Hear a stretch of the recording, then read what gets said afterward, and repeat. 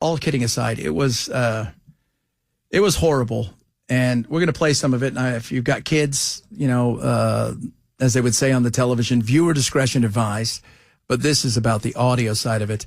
Alex Padilla caused a ruckus. And for that, well, we're going to play some of it. And it's tough to listen to. Senator Alex Padilla, I have questions for the secretary, because the fact of the matter is a half a dozen violent criminals that you're rotating on your here it comes. Heads off. And that's the last we saw of Alex. And Secretary Noem just keeps going. Yeah, I was going to say she didn't even stop talking. She never stopped. It was just, she kept going and going.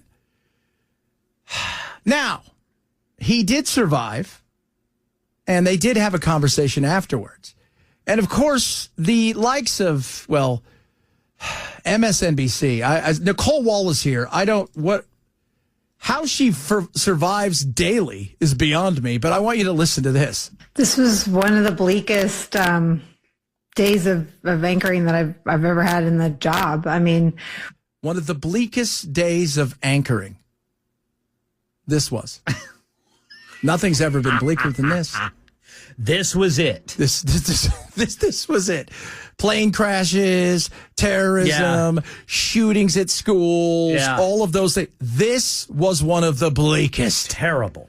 Absolutely. Let's see if she can get through this conversation. We, I think, were prepared, on the losing side of the November contest for Trump to do things that we warned he would do in his embrace of autocracy and Orban and Putin and others.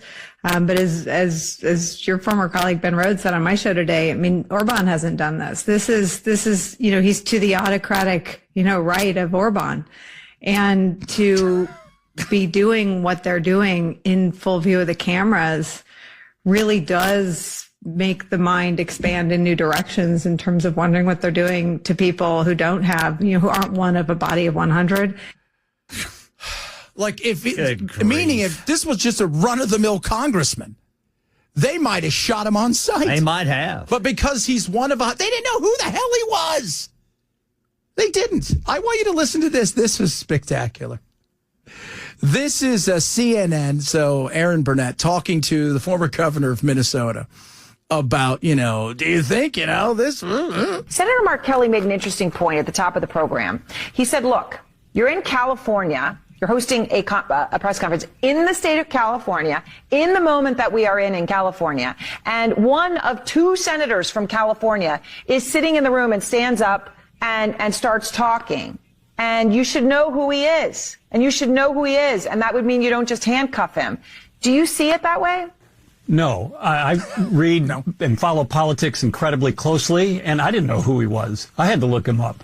And so to me, as I watched that video, and I know he's sitting there, with all due respect, he looked like he wanted to create a spectacle. And if you approach a sitting cabinet secretary with a security portfolio and you do it in an aggressive manner, you should expect to be constrained and maybe shoved. And if they didn't know who he was, I think that was an appropriate response. I think so, too. And I've said this over and over again. If that was KJP and they would have done the same thing, I would have zero problems with it.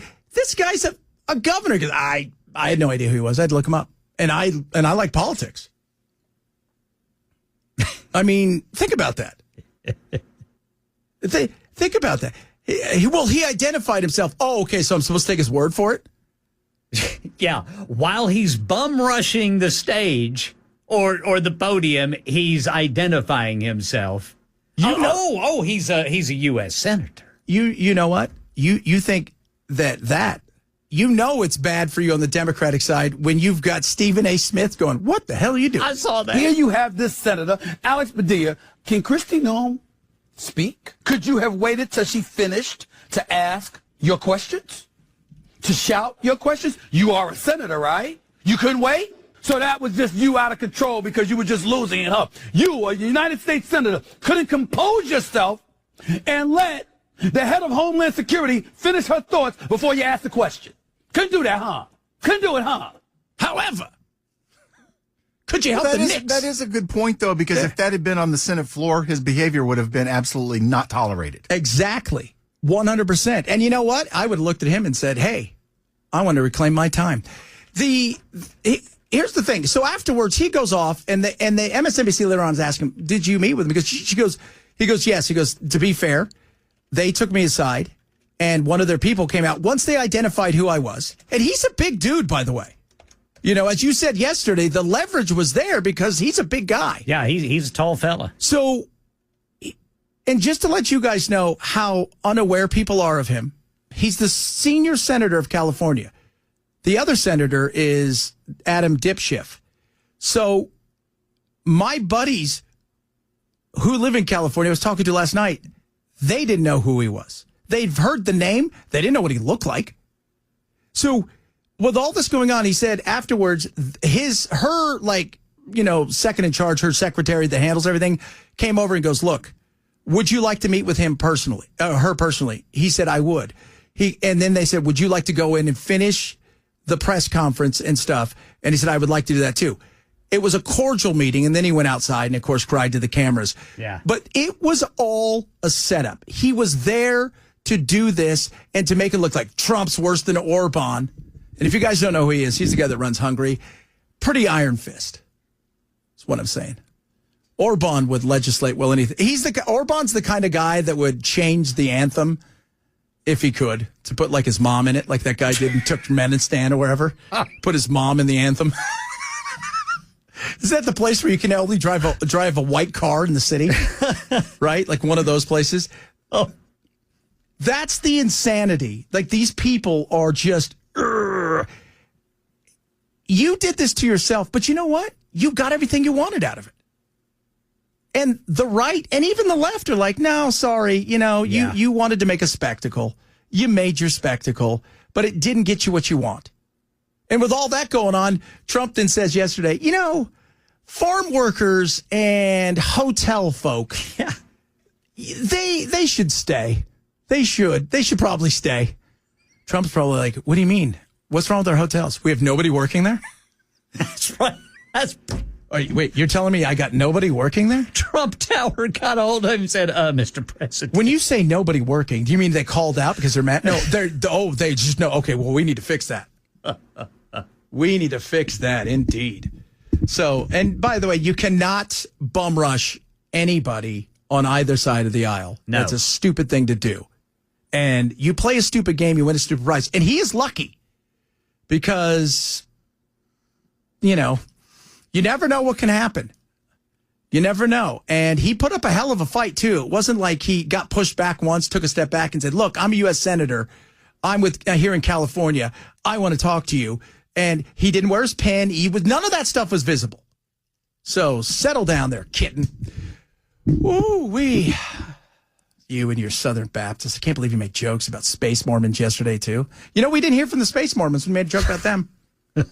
Yeah, I'm not sure if they've quite caught on that Scientology. That means Scientologists, space Mormons, space Mormons.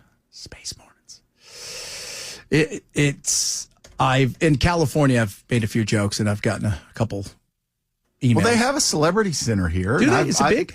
I mean, is anything in Scientology big anymore?